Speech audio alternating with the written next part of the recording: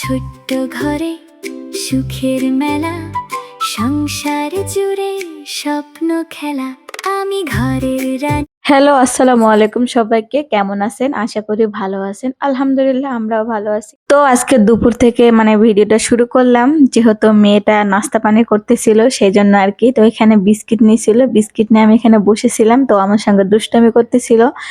রুমতে আর কেউ থাকে না যে কারোর সঙ্গে দুষ্টামি করবে। বাবা যতক্ষণ থাকে ততক্ষণ তো করতে পারে, বাট বাবা চলে গেলে কেউ তো থাকে না। আর চুলগুলি বেশ বড় হয়ে গেছে, সেজন্য ঝুঁকায় ঝুঁকায় দেখাইতেছিল যে আমার চুল তোমার মতো হয়ে গেছে। তো আলহামদুলিল্লাহ ওর সঙ্গে দুষ্টামি করার পরে রান্নাঘরে চলে আসলাম যে কি রান্না করতে পারি। এর মধ্যে গোসল মোসল সেরে নিছিলাম, ওকে গোসল করে দিছিলাম, যেহেতু চুলগুলি একটু বাউলের মতো হয়ে গেছিল। হালকা পাতলা তেল দিয়ে দিছিলাম। তো দিয়ে আজকে দেখলাম যে ঘরের মধ্যে আমার শাশুড়ি দিয়ে গেছিল ভুড়ি, খাসির ভুড়ি দিয়ে গেছিল, যেহেতু আবার এটাতে বেশি দিন রাখলে ভালো থাকবে না, গন্ধ ছুটে যাবে, আর তাড়াতাড়ি রান্না করে খেলে ভালো হবে। সেই জন্য বলে গেছিল যে আজকে খাসির ভুড়ি রান্না করো।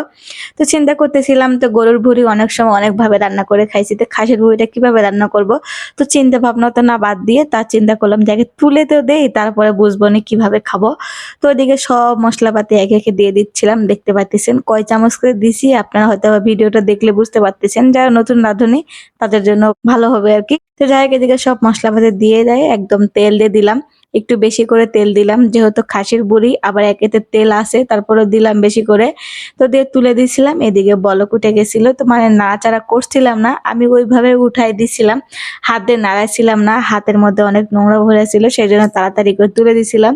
তো যাই হোক, এদিকে সুন্দর করে নাড়াচাড়া করতেছিলাম আর চিন্তা করতেছিলাম যে একদম ভাজা ভাজা করব না কালা ভুনা করব, কি করব, কি করলে ভালো লাগবে খেতে, যেহেতু খাসির ভুড়ি এটাকে কিভাবে রান্না করে খেলে ভালো লাগবে চিন্তা ভাবনা করতেছিলাম আর রান্না করতেছিলাম। এদিকে সুন্দর মতো কষানো হয়ে গেছিল, তো পানি দিয়ে দিচ্ছিলাম, আর একটু সিদ্ধ হোক, যত সিদ্ধ করে থাক না কেন পানিতে দিতেই হবে। তো দিয়ে দিলাম, বেশ সুন্দর করে ঢাকনা দিয়ে ঢেকে রেখে দিয়েছিলাম।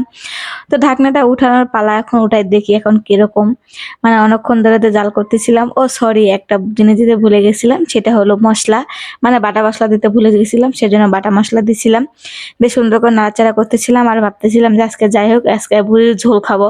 তো দেখা যাক ভুড়ির ঝোল কেমন লাগে। তো যাই হোক, এদিকে সুন্দর করে নাড়াচাড়া করে একদম ঢাকনা দিয়ে ঢেকে রেখে দিয়েছিলাম। তো শুধু তেলই বেরোচ্ছিল, যেহেতু এক্সট্রা করে তেল ছিল ভুড়ির, আবার আমি তেল দিছিলাম বেশি করে, সেজন্য ভুড়ি থেকে অনেকগুলি তেল বেরোচ্ছে। তাই আমার হাজবেন্ড দেখে চিল্লাচিল্লি করতেছিল যে আমার ভুড়ি বেড়ে যাচ্ছে, তুমি তেলের পরিমাণটা কমাচ্ছ না। তো আমি ভাবলাম যে অল্প করে দিতে চাইছিলাম, কিন্তু হয় নাই। তো এদিকে চলে আসছিল মেয়ে।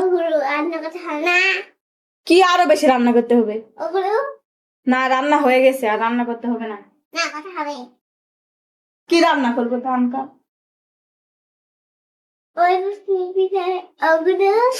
আরে বাবা, ওরা রান্না করাই, তুমি বসতে খাইতে পারবে। যাও, তুমি বসতে খাবে, যাও। আগে একটা তরকারি রান্না করা হয়ে গেছিল, ও মনে করছিল যে তরকারি রান্না হয় নাই, সেজন্য বারবার পেছাল পারতেছিল যে ওগুলো আবার রান্না করো। আমি বলতেছিলাম যে রান্না হয়ে গেছে, তারপরে বুঝে সুঝে চলে গেল। তো যাওয়ার পরে দেখতেছিলাম আমার ভুড়িটা প্রায় হয়ে গেছে। হয়ে গেছে বলতে একটু হালকা পরিমাণ ঝোল দিব, যেহেতু ভুড়ির ঝোল রান্না করতেছি, তাই না। তো সুন্দর করে নাড়াচাড়া করে দিয়ে সুন্দর করে 1 কাপ পানি দিয়ে দিলাম, বেশি দিব না, অল্প করে দিয়ে দেখি কেমন লাগে। তারপরে যদি ভালো না লাগে তারপরে কিন্তু আবার পটপটা করব। তো যাই হোক, এদিকে আমার কিন্তু ভুড়ি রান্নাটা হয়ে গেছিল, খেতে কিন্তু ভারী মজা হয়েছে।